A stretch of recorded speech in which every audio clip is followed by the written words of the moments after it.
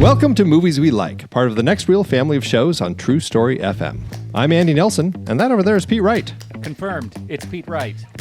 On today's episode, we have invited cinematographer Nicole Hirsch Whitaker to talk about The Conformist, a movie she likes. Nicole is an ASC cinematographer whose recent credits span the first two episodes of Netflix record-breaking One Piece and the feature film Dust Bunny, which earned her a Best Cinematography nomination at the Film Independent Spirit Awards. Nicole, welcome to the show. Thank you. We're thrilled to have you and to talk about all the multitudes of amazing projects you've been a part of. Before we do, let's start with just getting a sense of you and your background, how you got where you are as a film lover, as an image maker. You started in still photography, is that right?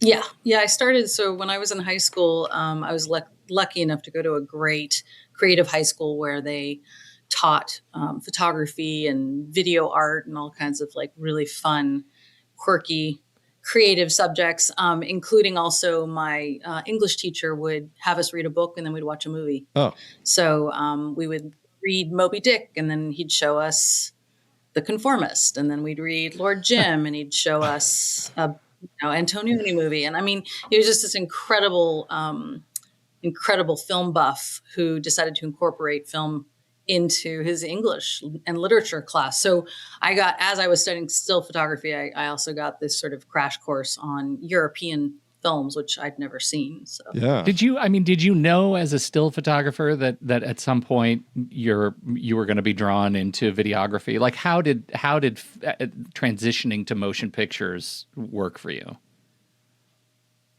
Well, I think because I hadn't seen films like the films that he was showing us when I was in 10th grade, I hadn't seen, I think it's also just an ignorance in terms of, American filmmakers, that you think of them as not being as cinematic as European filmmakers, unless you saw The Godfather or Apocalypse Now. And I think the films that I grew up on were very popcorn movies. And so I didn't really know that in my country that there were filmmakers out there making the kind of films that they were making overseas. So I stuck with still photography for a long time, thinking that was more of an art medium that I wanted to go into because, just in terms of the way I like to frame and I liked shooting in black and white. I didn't really see much of a transition into filmmaking as a black and white cinematographer. But I loved film. So when I applied to college, I applied to Tisch. I ended up going to film school. Almost switched back to the photography department just because I didn't really know how to tell stories. And so my films were kind of boring. They were pretty, but they were boring. As my Russian film teachers told me, very boring. I was like, well, maybe I'll just be a commercial cinematographer, which is what I ended up doing for 15 years. And dabbling in narrative and then realizing, what I loved about film was telling stories. So I kind of did maybe a little bit of an opposite career track to most people. I did a backpedal back into narrative storytelling and basically don't do commercials much at all anymore. So I tried to just, find my way. It took a while, but eventually, I felt like I feel like I'm now doing what I should be doing. Hey, don't sleep on those Nespresso campaigns. Those will pay the bills. Am I right? Well, listen. I got to tell you, I definitely made more money when I was shooting commercials. That's for sure. I didn't have to work the crazy hours I work, which is the problem. Is I should have done that when I was younger. And done. I got older. That's what I'm saying. I had a reverse, osmosis in terms of definitely made the wrong decision. But and you also were great because Yeah. You also spent time working in documentary. And so that's another interesting fold in the different directions that you were pushing with projects like Girl Rising and Montage of Heck, as far as your kind of like the tonal differences that you were using and exploring in all of these different things, like shifting between commercials, which have a very specific look, and then documentaries, which have their specific look, and then going into narratives. Like, what's your process in, I guess, shifting from like mode to mode as you're kind of moving from one medium? Yeah, well, I never shot like a traditional documentary where you just like get a camera and throw it on your shoulder. Like Girl Rising was scripted and Montage of Heck was scripted. So it's there. They had, we created a look for them. And so it's a little different than traditional documentaries. I get called sometimes documentaries and I'm like, I am so the wrong person. Like I'm not like one of the, it's like, hey, someone's doing something over there. Let's like spin the camera around. Cause I'll be like, no, the light's not nice. So we're going to spin back this way. And they'll be like, but you missed them taking off the bridge, and I'm just like, oh, sorry. It wasn't backlit. So I always am like telling people when they call me for documentaries, like, unless it's controlled, I'm really not the right person for it. But still, even Girl Rising, like we packed up cameras and we hiked into the middle of nowhere in Ethiopia. And then we spent, many days with the script trying to find the most beautiful shots. And obviously there was no dialogue. So it was just, for me, coming from still photography, I was creating these beautiful still images with some movement, very little camera movement. And the same, we did Ethiopia and then Haiti and then Morocco. So I'm sorry. Oh my gosh. Now I can't remember the last country we did. Egypt. So yeah. So again, I took, some of what I'd learned in every single, type of filmmaking to bring it into, what I'm doing now, which is definitely more structured, scripted works. Right. I will say I was talking to my son about who I was going to be talking to today, and I was rattling off the different projects. And when One Piece came up, that was the one where he's just like, oh my God, so cool. He was so excited that I was going to be talking to you because of your work on One Piece. What is the process of going from like, a massive manga anime that is just like so much work that's already out there, building that visual world so that it's still honoring everything that had come before it, while also working as kind of this one camera live action project? That was so there was a lot of pressure on that project for sure. I'll tell you the first reason is because my kids. Okay, see, it's the kids. So I got this. It's the kids. My son literally has. My older son has a tattoo from the show on his chest. So, yeah, big fan. So yeah, I had worked with Mark Jobst, who is a director I'd done another superhero show with called Jupiter's Legacy. And then they gave him, Netflix brought One Piece to him and basically asked him to develop it. And he called me while I was working on Bad Sisters, which is a totally obviously different kind of show, and asked me if I could leave the show early to come do One Piece with him in Africa. And I was like, I can't say no because my children will never speak to me again, first of all. And well, I really want to, but it was a little scary because I felt like every IP before that in that genre had not really been accepted by the fans, or not necessarily that they weren't good. It just, they didn't resonate with them as being something that they felt was as good as or better than the anime or the manga. Yeah. So we talked about it a lot, and Mark was just very adamant and had a very strong opinion, with the showrunners and the producers about, keeping it really grounded. And so that you, at the core of the project, it wasn't about the visuals being the most incredible part. It was about the story of the Straw Hats. Mm-hmm. So we talked about, how to come up with a visual style that would honor it, blah, blah, blah. We did a ton of R&D. We prepped in Africa for 4 months. Prior to that, prepped for about 6 months, coming up with the look of the show. Wow. We built lenses for the show from scratch. Really? So that we could have, anamorphic feeling, but we still needed, close focus and deep focus. So Hawk built us a hybrid lens. We also wanted large format. So it was really cool. So we got to develop lenses, and then we developed this LUT based on a photographer that we both loved. And then just rolled from there. But at the end of the day, it was really about, obviously we did lots of visual effects, lots of stunts, lots of special effects, tried to do as much in camera as we could.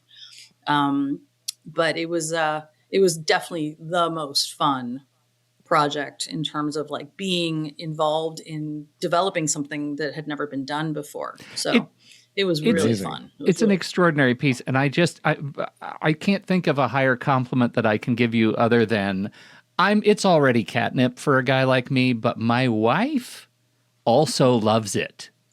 Right? That's something Oh, big. that's Like she usually comes to the stuff I watch with a real like brush off kind of attitude. She sat down with me with One Piece and just had a blast. It feels so extraordinarily practical and leading from the first of all, how do you tell Sharon Horgan I'm leaving early after working on 2 shows back to back with her? Like does she hold grudges? yeah. Do you ever get a relationship with her again?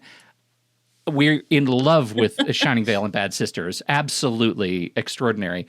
But then going from One Piece to see how you land in Dust Bunny, these properties have visual style to burn, Nicole. These are unbelievable worlds that you create. There are so few, to my eye, cinematographers working at this level of visual exuberance. I mean, I feel like I could spend the next hour just showering praise on the somatic Thank you. experience I get watching this stuff. It really is. It is incredible. It's incredible. Where does that come from? The One Piece. I will jump to Dust Bunny, like being able to capture. We were talking about Andy and I were talking about it, how it feels so much like a Jean-Pierre Jeunet. Like I imagine that we're actually looking at a very young Amelie, except for there's the mob and monsters, right? Like it has that exact vibe. And I'm just curious what goes into capturing that tone that is so foreign and so familiar for those of us in the I'll be audience. honest, I mean, thank you so much. I mean, listen, cinematography, of course, is so important to me, but at the end of the day, the most important thing is the story and, capturing the right way to tell a story through the photography. And, that's why it's so fun to jump around and do something, like Bad Sisters. That's, more of a grounded kind of, I wouldn't say normal totally, but definitely more normal than those shows or films. But it's really comes down to, my captain, the director, and letting me have fun and wanting to take that journey. And, all 3 of those directors, we had lots of conversations about what films we liked and what we wanted the end product to be. And, especially, One Piece, obviously we had a lot of visuals from the anime. Dust Bunny, Brian Fuller, created Hannibal and American God. So he's just like a crazy visual person. And he had done concept drawings for Dust Bunny. And we immediately talked about Amelie and City of Lost Children and Spielberg and all these, filmmakers that we loved. But it takes that person to jump on board with it, because none of them were safe. And even Bad Sisters, I got some complaints at first that it was too dark, and I don't think it was the cinematography that made that show dark principally. Well, yeah, I mean, of course, but it was. And it's funny because we started shooting the things we shot were the funeral, and I was like, well, yeah, it's not light and bright and cheery. It was a funeral, but it was still funny. But Sharon and I joked about that a lot, because she was just like, "You're taking me out of my comfort zone," and. But yeah, so I think, again, for me, I just want people to have fun when they're watching what I do. So I think part of that whimsy in the camera and the lighting comes from, I'm just a kid at heart, and I just want people to go to the movies or turn on the television and just be like, this is something I've never seen before. This is so much fun. And it's one of the reasons I don't work probably as much as I used to, because I have a hard time finding those projects and finding those people. And, I wish that it was back in the day where you had a director and that's the only person you worked with, so you really were able to create that visual language together and just, grow together and get better and better and better. And one of the things that's hard about, I do a lot of television is, especially when you have multiple directors or you're jumping onto something, or there's a lot of voices, it's harder to do that. So all 3 of those projects, 2 were television, 1 was a film, had directors that were very supportive. That's kind of where that comes from. Well, I mean, it has an amazing look, and I love everything about Dust Bunny. But one thing I'm really curious about, and again, obviously a lot of this comes from Brian Fuller, but I think a lot of it is decisions that the 2 of you are making as far as trying to figure out how you're going to capture this look. But the fact that you went so widescreen, like 3-1 as far as an aspect ratio, which I hadn't heard of before. I'm like, who shoots 3-1?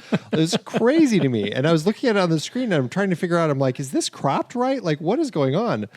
It was such a fascinating thing. And then to kind of look at like the idea of like the floor is such a key part of the story as far as not wanting to touch the floor and kind of capturing that danger zone and kind of like the floor is lava mentality that you have in the story. It made for such an interesting visual element to add to everything else that was going on in the story. Like, what were the conversations about trying to kind of create this world that was going to be that much of a specific aspect ratio? Yeah. So what happened was when we were in LA, Brian and I went to Arri to test lenses, and I tried to keep it simple. I brought out like 3 different lenses for him to look at, and the lenses that we ended up using were the Arri Alphas. I had shown him some images from Batman that Greg Fraser had shot, and he loved it. And I said, one of the things about these lenses is they're very, very detuned. So we're going to have to kind of be center punched most of the time, or we can, maybe get a slightly less detuned version of them. But he just fell in love with them. And then as they were changing the crop, because I said, we can either shoot widescreen, we can shoot 2-1. And he's like, well, what happens when you don't have the crop on at all? It was totally Brian saw it. And I was like, well, nobody does that. I was like, it's 2.4 is like pretty much industry standard. I mean, you can go VistaVision and you can go 2.7, but that's usually if you're shooting film. And he was like, well, let's just not crop it. And he's like, because look at all that beautiful fall off you lose from the lenses. And he's like, let's try to embrace that. And I was like, great. That's so fun. I said, but the studio is going to freak out, especially when it gets to streaming. And he was like, but let's just try. I was like, I love this. I mean, like, all of a sudden I'm just like, oh my God, like I have the crazy captain that I love. I'm so excited. So we chose the lenses. One of the techs from Berlin came down and Arri was great. They gave us 2 sets. So we had one set that was like super detuned. So it had major fall off. So even if it got cropped 2.40, we knew that you'd still have some of that quality. And then we had the less detuned ones where you could still hold 2 people, never on the sides, but you could still hold them like inside of the 2.40. Like, and I had this incredible focus puller, Chris Summers, who literally, like, he knew if Sigourney went like this, she'd be out of focus. Because, we're still looking at, the biggest screen that we have is like, a 24-inch or something. So he just knew, he mapped out the lenses and he knew like, if someone goes like this, they're going to be out of focus. Wow. And the movies he was so instrumental in helping me figure all of that out. So anyway, long story short, we went to Thunder Road, our studio, and asked if we could shoot 3-1. And they were like, kind of went back and talked about it, and they said yes. Wow. I mean, they just jumped on board, and we did protect for 2.4 for streaming, but they're showing it in 3-1. So awesome! It is so cool, and there are shots that jump out so harshly to me. The Mads Mikkelsen is on the ceiling, and the camera tilts down and turns sideways as the gunman comes through the door, and my mind just fell right out of my face. It was such a cool shot. Second shot, she's in the bed. The camera pulls out and it's just bed springs all around. The whole thing, yeah. The whole thing is bed springs. It is extraordinary, the effect that this has on the visual experience of this movie. I had no idea that the crop would have that kind of a sensory experience. I also watched it in my Vision Pro, out like as big as I could possibly get it, and it was extraordinary. Well, and it definitely changed the way that we boarded the movie. I mean, again, I was really like, I'm so lucky on all of these projects because like we had almost 3 months to prep in Budapest. So it was like Brian, the production designer, costume designer, visual effects, we all started together. And, I'm used to, there have been sets designed and things designed. So like we literally, brought in finders and framed up to make the window the right size, to make the hallway the right size, just so that it would fit into the aspect ratio. So like things were actually even designed around how we were shooting, which is, that's a real luxury these days to be able to do that. And I think it's one of the reasons that the film is the film that it is, that, we didn't have 4 weeks of prep and come in and just kind of slam it all together and okay, well, this will be, it'll be fine like that. Like if Brian didn't like a wallpaper that was, printed in Denmark, he would send it back and they'd bring back another roll. And, Wow. it was like a lot of that. And, every costume was designed to match the set and every specific detail. I mean, Brian would see things in the corner of the frame that even I would be like, what are you looking at? And he'd go over there and like, I don't like that color. I don't like the way that's, so he and I were just peas in a pod. We literally just like linked arms and we were just like, we're just crazy, nutty filmmakers and we're just going to have a great time. So. Oh, I love it. Well, and it's like throughout the entire film, whether it's it's really how everything blends together. The costumes blend together with the production design, which blends together with all the camera design and the way that you're lighting things. Like there are a number of times where you have very specific lights over people's heads. The shot is like perfectly symmetrical and like it's just fantastic. And thinking about how all of that came together to capture, your work, putting all the right lighting in the space, including these lights that are over people's head, wherever it is, or the windows that are framing them perfectly, paired with their costumes. And I mean, it's magical watching all of that. And I think in a story that is, in some sense, a children's fantasy, in some sense, a fairly violent film, it actually all kind of comes together and it fits in this other world that you have kind of created. So I mean, kudos to the entire team for capturing something that does really bring a lot of magic to this world. Yeah, and it's getting everybody on board, production designer designing lights that we knew were going to be used for that purpose, or keeping, this sort of, we had an idea of lots of circles and, obviously the reference to him being an angel or not, had a lot to do with it as well. But there was like this theme of circles and all the windows were circles. And, you felt kind of like you were in a strange boat or, in this, like when we got to her bedroom, the window was a lot smaller and Brian and I turned to Jeremy and we're like, we want the window to be bigger.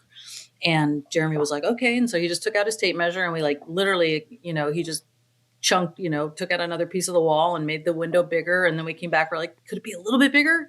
We just kept like chiseling away and kind of, just trying to push everything a little bit too far. So it sort of made you feel a little uncomfortable. And it was also like, felt like it was more in her head. Like when you're a kid and you see everything as being bigger than it really is. Like in reality, her window would have been a normal window, but when you're little, it's like you see things as being magical. And and so, that was one of the things that we liked about, Janae and Caro and also, some other filmmakers. Brian's very heavily influenced by Spielberg and just that whole sort of, how do you see the world through a kid's eyes? And so we really tapped into that and tried to think about, just never settling on something being normal. Camera, lighting, whatever we could do, which was really fun. Yeah. I want to. I would talk about Dust Bunny. It's so great, but it's a movie, and I have a question about your worldview when it comes to shooting for the smaller screen around particularly projects like One Piece and Bad Sisters and what else? Truth Be Told. Massive kudos for attaching yourself to a project about podcasters. Wink. Where does your head go when you realize you're responsible for setting the tone of what could be a very long-running series, and your name is on season 1, episode 1? What does that mean to you? It's funny. I don't think I approach it any differently than I would for a film, because I look at it as like, most of the time I'm only doing maybe one block or, a couple episodes. So I just look at it as like a little mini movie. And, you keep your fingers crossed that the people coming after you, want to keep it the same or want to continue your look. And, every director and every DP has a slightly different take on things. But I always find it to be really amazing how, even if there's like 12 directors and 7 DPs, how these TV shows still feel like there's a thread. And, of course, like people who are very dialed in will notice some of the jumps in certain episodes and things like that. But I think, if you kind of set a look, they can't really go too far away from it because you kind of like you've established a template. So, but yeah, I wouldn't say that I definitely look at it any differently or think about it as more or less pressure. It's just kind of what's right, what's right for the story. So I always it's fun find to that be able such to do different things. Like I'm glad. Oh, sorry. No, I interrupted you. Go ahead.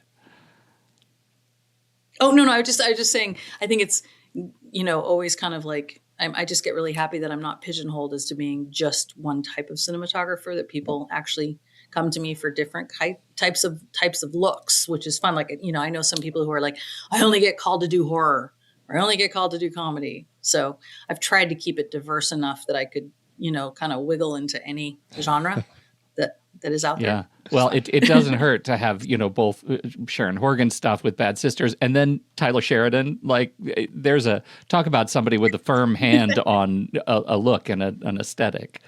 Not bad. Yeah. Not bad. Yeah. I just finished Lioness season 3. So. Oh, wow. Excellent. Nice. Excellent. Nice. Yeah. So that's going to be fun. And that's a whole, and this season looks very different than the first season.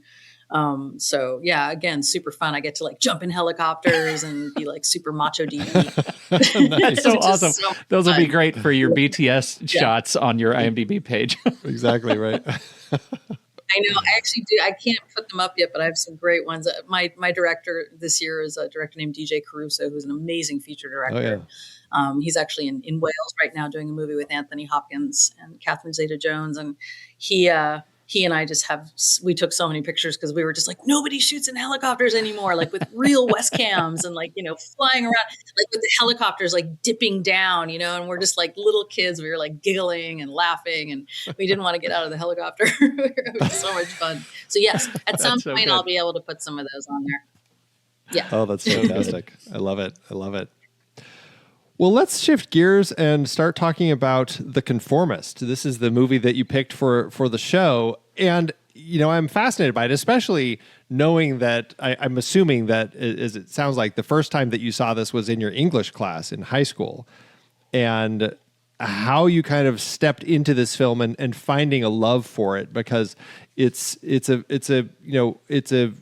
film that requires some learning as far as what's going on in the story. Like it's not a hand-holding sort of movie the way that I felt when I watched it. Is like Bertolucci like kind of gives you this movie and you kind of have to understand what's going on in history to kind of appreciate the film. So how did you first kind of like step into this film and find that it was something that you were drawn to? Yeah, I mean, I have a memory, like people say, I remember the first time I walked. Yeah. Or like my first steps. I remember sitting in that class and there's a scene where they're driving down this line of trees and the leaves are blowing and the windshield wiper is wiping. And I just remember just like something physically in my body changed where I just was like, I want to do that. Like I want to be able to create images like that. It just was so beautiful. It was like the perfect light on her in the car. And it's the most stunning scene. And it stuck with me when I went to film school. And, obviously Storaro is just a huge, influence for me and Bertolucci. I mean, some people say when I, like, who's your favorite celebrity? I'm like, Storaro. I'm like, yeah. They're like, who's that? I'm like, oh, you meant an actor. I was like, oh, sorry. Like I was at a film festival and like everybody was running over to try to talk to some celebrity. And I was like running after Storaro. I was like, I need to talk to you. I need to talk to that guy. Right. That's awesome. But yeah, it really, we watched a lot of Italian films, a lot of German films. I just was so blown away by the use of color and then, the film noir lighting and everything. It was like everything in that film. It's like kind of like, it's almost a textbook in filmmaking because it has so many genres packed into one film. But then it's also, like you said, it's not exactly like a perfect story. It's a little bit confusing and a little sort of out there, but at the end of the day, it is when you think about the actual sort of through line, it's a very simple story. It's just Bertolucci made it complicated. but it's a thriller, it's a psychological thriller. And, I can get into all the films that were influenced by it, that I think were influenced by it as well over the years, as I started watching more films too. I think it's really interesting because the film, it takes place in a very particular point in time in Italy. And I think pairing with the visuals, it's the fact that they went to these very kind of brutalist style locations, these real locations, to actually film in these places. And I can't help but, in my mind, pair the visuals of like the fantastic cinematography throughout the film with the spaces that they film in. Like, when he walks into somebody's office and it's this person sitting at a desk on the far side of this giant room it felt very much of kind of like this, the kind of the brutalist, kind of the fascist sort of styling that they were living in at this time, and kind of working through capturing in these real spaces to kind of like enhance the visual storytelling. And I think that's one of the things that made Storaro's the shots and everything stand out so much and made the story so stunning to just kind of watch, is because they were filming in these spaces that were such a key part of this point in history.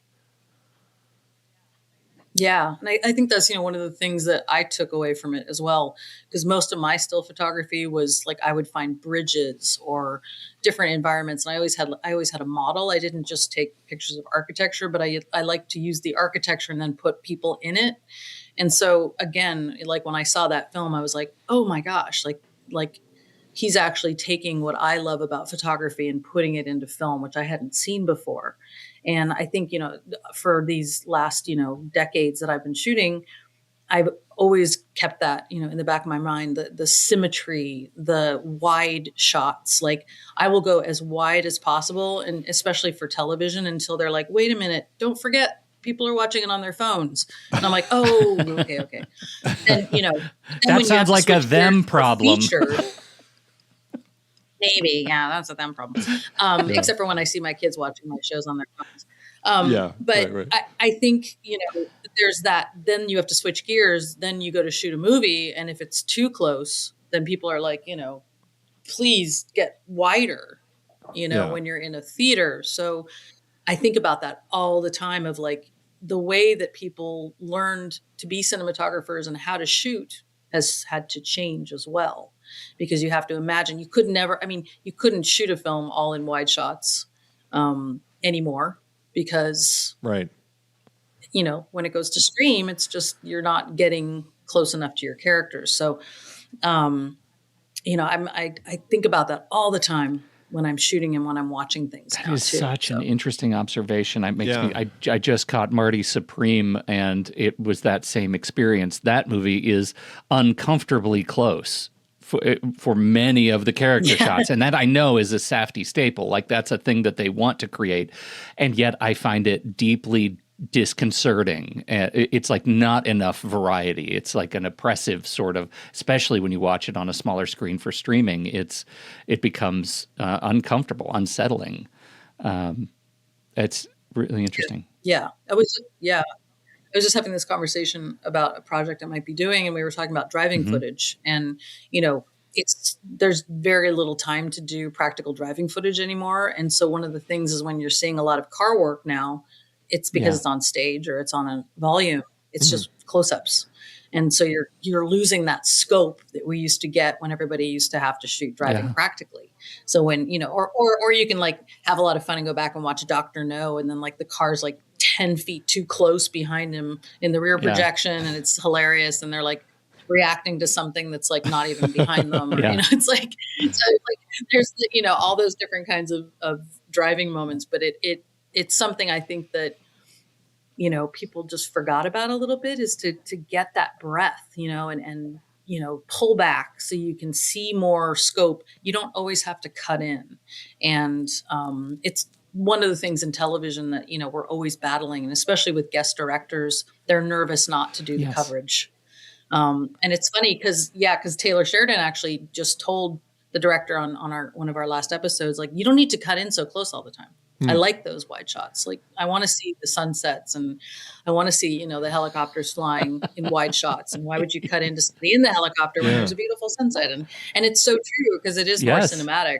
Y'all watch any Taylor Sheridan show, and Yeah. you'll see exactly that worldview. But it is a really interesting point, because, you know, I don't know, it made me think of, I think it was Matt Damon who was just talking about the experience that he and Ben Affleck had when they were making The Rip, and how they were being told by Netflix that you need to repeat the plot more. We need to, you know, because people are getting distracted. There's so many things that people are paying attention to on their phones these days, that we need those reminders of what the story is. So they were kind of forced to build those elements into the plot. And I think it also speaks to probably you and camera and all the different stuff that you now have to think about, which Storaro didn't have to think about when he was shooting The Conformist, because they were shooting for a theater, a movie theater. It was the one place that people would watch it. I mean, you know, they had TV by then, so inevitably they were thinking about the TV market at some point, but probably mostly Bertolucci and Storaro were focusing on the theatrical image. And so they only had one thing to think about. And now, as you're saying, you've got to think about theatrical image, but there's also the phone image, and there's the streaming image, and all of the different things that people are paying attention to. So we've created a type of project that people, when they're making these films or TV shows, they really have to be thinking about all the different potential ways that they're going to be viewed. And I imagine that that's a lot of work. Yeah, I mean, think about it too, just, you know, how dark some of those films were, but they were in a theater with the lights off. And if you're watching something at home and you've got even just a little bit of ambient light, it's going to look too dark. So there's also that whole aspect that I know a lot of people are watching on planes, you know, on trains, in their kitchen, you know, and if you go too dark, they're not going to be able to see anything as well. So I've changed for television. I used to love to shoot things very dark, but I tend to not go quite as dark as I used to when I was a little bit younger. And it's just because, you know, I see how people are watching things, you know, my family and everybody, besides my husband and I, who's also a cinematographer, who watch it in a closet because that's how we want to see it. But yeah, so unless you're in the theater, you're never going to see it the way it was intended. And, you know, a film like The Conformist, I mean, there are inky blacks. Yes. You know, it's very contrasty. And, you know, I don't think that film would have translated to streaming as well. Right, so, right. you know, something about, you know, going back to see those films, which is why we're so lucky. You know, in Los Angeles, we have the Cinematheque, so you can go see film prints, and we've got the Vista and all these amazing theaters that are showing things on film. But then a lot of times, like even at the Vista, there are films that were shot digitally, and then they don't do the expensive film prints, and they look terrible. Interesting. So, you know, there's this sort of, all these different formats, you know, it's insane. Yeah. It's like, it's a lot to juggle. Yeah. Well, then you have filmmakers who are shooting in multiple formats because they want the IMAX experience, but then they're also making sure that they can crop it down to all the different sizes. Like, oh my God, so many things to think about. Yeah. You know, it's a lot. It's a lot. It is. What do you think? And I do think it takes away a little bit, but yeah. This is the structure of this. It's non-chronological, which I think is I don't know, one of the elements that makes it a little harder to get into, because you're trying to figure out what's going on and what Marcello is doing as far as this you know, job that he's been given to go kill this former professor of his. And then we're kind of jumping back and forth in time. And again, like Bertolucci doesn't give you a lot as far as like what's going on story-wise, as far as like knowing the specifics. And I had to do some research on like what was happening in Italy at this particular point in time, and try to figure out the story. Like, why is he over in France ready to assassinate this person? And I think the non-chronological element of it actually, I know, you know, I don't know, people have their opinions about do you need to tell a story that way or not? But I thought it actually worked quite well for me as far as the way that it built the story to where we were going. How does that work for you? Did you find that it plays telling this particular story non-chronologically? Well, I think it also, not only does it play, but I think that they use the visuals to accentuate that as well. It's like from certain colors and, certain times in his life where things were more colorful, things were darker, when you're like leaning into the fascism and all of that, when things start to get more down. And it was sort of like when I was talking about like films that I felt like really were influenced by this, that did sort of tip on that a little bit as well, like Blade Runner, for example, Apocalypse Now, just, how they used color and light to, create a mood and create, some type of a psychological feeling from the viewer. And I didn't feel like I had seen that as much because obviously, this is still kind of in the beginning. The film wasn't made in the beginning of color, but that time period is more like, when color was introduced. And I felt like they did that sort of like things were very, very black and white desaturated, and then you have like these very colorful scenes. And I loved how they used that in terms of the story, jumping back and forth as well. Yeah. Yeah. There's some beautiful color, differences throughout the story. Like it's very warm kind of in his past in Rome, and then Paris is very cool, very blue and everything. And then also tilting the camera, which I thought was pretty interesting. There's some driving shots in particular or you're watching a car go by and we're getting these Dutch angles, which, I think I'm sure that they were thinking about psychologically how they were using all of that throughout the course of the film. Yeah, just like Orson Welles did. I mean, it's the same, right? Yeah. Yeah. Like it's all psychology. And, obviously the Conformist is on the outside is a much more sort of, I don't know if I want to say more modern, but, if you put it next to, A Touch of Evil, there's so many similarities. It's like all these filmmakers, but then because of the color, creates another mood, which is so beautiful. I mean, I'll never, like the like you said, like the warm and then the super blue, even just letting the windows outside, just the outside was so blue. It almost looked like blue screen sometimes. It's crazy. Yeah. So. Yeah. Right. Like they were putting blue filters over the windows or something. Yeah. Yeah. I tried to ask him a couple of questions, and I speak Italian. So I was like speaking Italian with him, and he was just like, doesn't want to talk about it really. I was like, you're like, come on. Yeah, but wait, I've waited so long for this moment, please. I think he still did not understand that I was a cinematographer after our entire conversation, to be honest. Well, I think there's another piece of the film that I think that I just couldn't stop really focusing on. First of all, it's a very sexy film, and I think that starting with like just watching him walk down the street in those suits with the hat tilted just right, like everything is so straight and perfect, and then he captures the sort of the implicit sensuality of the two women dancing together in the group. It is captured so perfectly with light and shadow off of the curves of their backs and their shoulders.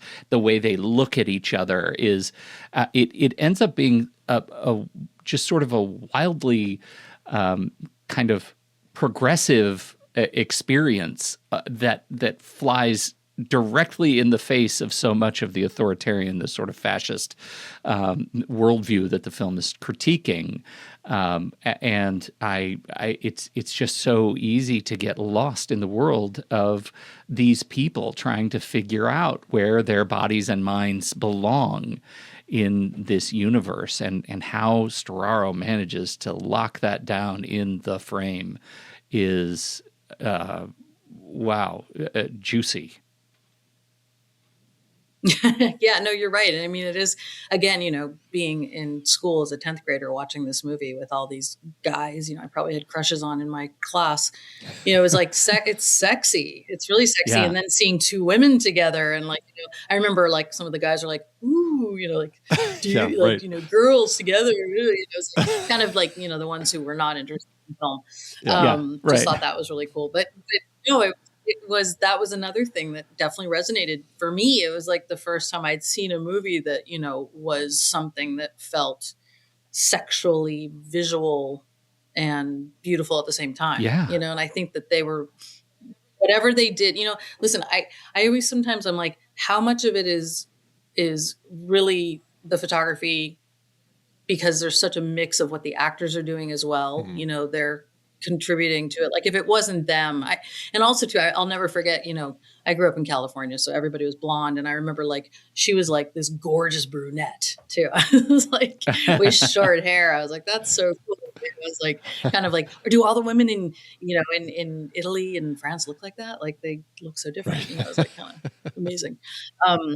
So yeah, I know it was, and, just again, I think just, going back, like you were saying, just to those tropes of like, the film noir and just his suits and the symmetry of everything and how perfect everything was when, his world was unraveling. So Yeah. I know that's all on purpose. But it comes across kind of like we were talking about, if it doesn't like hit you over the head as something that doesn't belong, then it's appropriate for the story, which is, the thing that I think I noticed right away was, it wasn't necessarily like the film that I remembered throughout my career as being the most visual film that I would go back to necessarily. But as a whole, it made sense across the board from start to finish. Yeah. Yeah. So There's so much of it that feels, improvisational almost, right? Like the moves they make, the walking, the way they cross the street, the way they get into cars. Yeah. I found myself really ruminating on Bertolucci's boards. Like I'd like to see what he envisioned before they actually committed it to film. That's a curiosity, an ongoing curiosity. Yeah, I haven't done a deep dive into that. I now I'm going to, because it would, you wonder, first of all, it's like, you're like, how many days did they have? Yeah, Yes, right. right. We have to do like that film now, they would probably give them like, 25 days or something. Like, did they have 50 days, because it's just, it was so much harder to do things and, to get that kind of visual work done and, and slower film. And I mean, all that, I always look at this and I think about that they didn't have the tools that we have now to do the shots that they did and to, all that sort of work. And I try to think about that sometimes when I'm like, oh, I can't get a Technocrane and a matrix head to do the shot I want to do. It's not in the budget. So we got to think of another way to do it. And that's just kind of, that's what we have to do now. And back, when they were shooting these films, that they didn't have those tools. So, and they were still so incredible. Yeah. Well, at least we know that, assuming that the Italian films were being still shot with no sound on set, at least they were able to move a little faster without having to worry about that. And then they could just record all the audio later. Well, yeah, especially when you go there and you're like, oh my God, why is everybody speaking so funny in one language? Yeah. Right. Exactly. Yeah. Dubbing. It's still every film still dubbed. It's amazing. Such a fascinating element that they do. Yeah. It's like different places, like India, everybody, they always have other people sing the songs. I don't know why the actors don't sing their songs, but who knows? But it's just like everyone has their own little quirks, but it is what it is. I know, it's hilarious. Yeah. There's a great script that was sort of out there for a while called Dubbing De Niro. And it was all about the guy who played De Niro for all the De Niro movies in Italy. And he was a huge celebrity because like he was Robert De Niro. Nobody ever heard Robert De Niro. They only heard him. So wow. That's so funny. Yeah. Our guest last month was talking about our guest last month is from Brazil, and he was talking about how the dubbing work down in Brazil is so high end that he often prefers watching the American films in dubbed into Portuguese because he thinks that those performers sometimes give better performances than the ones that that the people give. So Oh my it's gosh, very funny. Yeah, I hope he didn't say. I hope he didn't say which actors because they're gonna never want to work. Yeah. With him, but Yes. No, He's very right, careful. Yeah. yeah.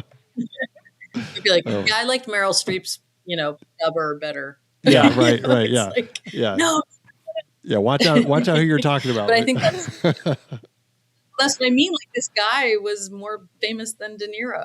That's It's like fantastic. it's crazy. It's That's so crazy, but funny. it is like they.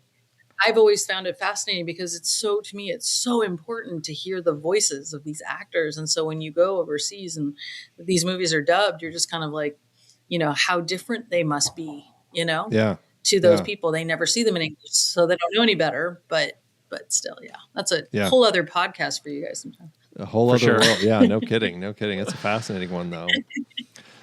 This film is. Yeah, it really is. This film has such an interesting. The way that the ending plays. I love the. I mean, speaking of looks, but also just kind of like the world of our story. As this, he's hired to, like his job is to go kill this person. And the way that they shoot that sequence in the forest is just, again, speaking of just like beautifully shot sequences that give so much to kind of the mood and the tone of what we're seeing. We just kind of got this really moody forest with these roads winding through the trees and everything. And it's beautifully shot. And I think, I don't know, I'm curious your thought on how that kind of fits into the scope of all the other stuff we're shooting, because so much of the story is in cities and buildings and all these beautiful places. And again, sometimes these very fascistic kind of designs and everything. But here we are in this place that's completely natural for kind of that climax of the film. Does that play into, is there anything psychological, you think, as far as like their decisions to do that? Or how have you read that? Again, I think, it was just to really have a change of space, so that you felt like you were outside of that world where he had so much control. And, and I hate to keep jumping to like filmmakers that were influenced. Uh-oh, did you freeze or did I freeze? No, we're good. Am We're I good. okay? Yeah. Yep. You're good. Okay. Froze for a quick second.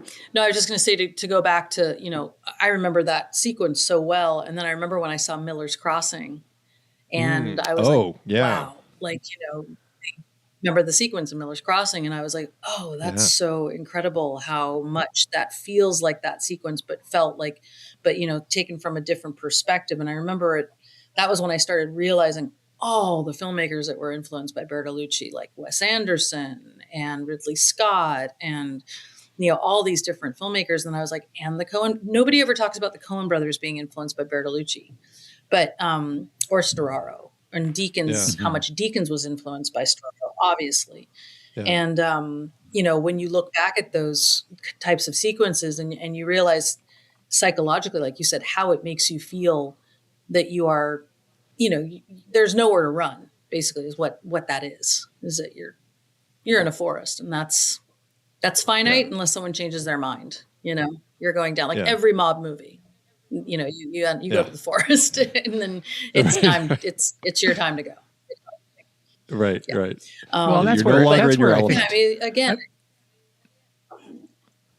I'm so glad you brought up the Deakins, because I think he's another one of those who has a real eye for capturing the conflict that exists in endless open spaces that feel like end of experience, right? The forest is a beautiful natural environment where, all things being equal, you should be able to run until your legs fail. You should be free forever. And yet here you are. It's the end. It is finite. He did the same thing in Blade Runner. He did the same thing. Like he's been creating those kinds of experiences. And I think that's a Storaro type. Absolutely. Yeah.